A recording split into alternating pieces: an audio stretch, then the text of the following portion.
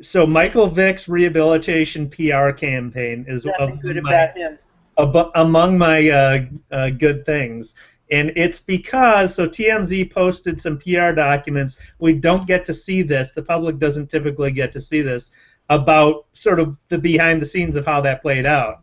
So obviously Michael Vick was convicted for dogfighting, torturing dogs, dogfighting and brutality to dogs, and is absolutely horrific. But in order to rehabilitate his image, he went to jail. He was released. Now he's playing for the Eagles. He paid $110,000 to a PR firm named Sitrick Company, I think is how you pronounce it.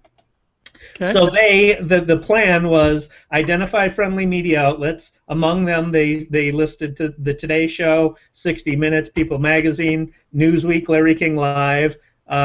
Conduct intense media training with Michael Vick. So put him before cameras and have him answer difficult questions and coach him on how to respond to media questions.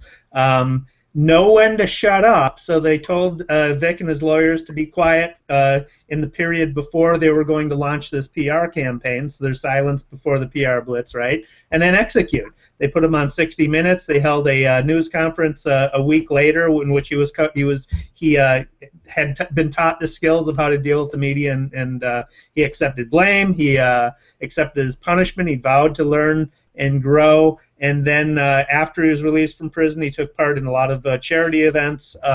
He spoke to kids about his mistakes. This is straight from the book about how you rehabilitate your image. And above his locker, he had the phrase, walk the talk. So it doesn't work. It doesn't work unless you actually accept what you're going to do and decide to do it. Sorry, I don't forgive him. Well, there's a lot of people who won't. But this is a textbook case. This is a communications podcast, and this is a textbook case of how people communicate to rehabilitate their image after a mistake. But it's so transparent that I don't know that you can say that. I don't know that you can. You can make a case that 100% of PR is transparent.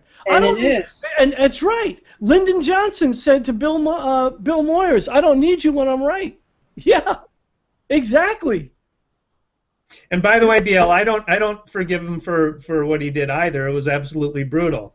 But I'm making the case here that this is exactly how you go about rehabilitating. The problem being that it's years later, that he didn't go about it right away. So this might have been exactly how you go about it if it was 2 years ago or 3 years ago or whenever it was that it happened, when he was not, he was quite contrite at that point. So right now, too little, too late. I don't care if he spends $5 million. Well, he did do it right away. He did do it right away. Yeah. BL and I are dog lovers, so there's a little raw nerve there. And I'm a dog lover and a cat lover. He's a PR, but he's a PR masterful master. So I can appreciate. That's BL Ochman, and you can find her on whatsnextblog.com. She also contributes to Ad Age, and follow her on Twitter by following the What's Next profile. David Erickson, estrategy.tv. You see behind him, e-strategyblog.com. If you're a Vikings fan or a football fan, Minnesota Vikings chat, and the daily numbers. I'm at providentpartners.net, and I better get out of here because they're going to get me. Good night, everybody.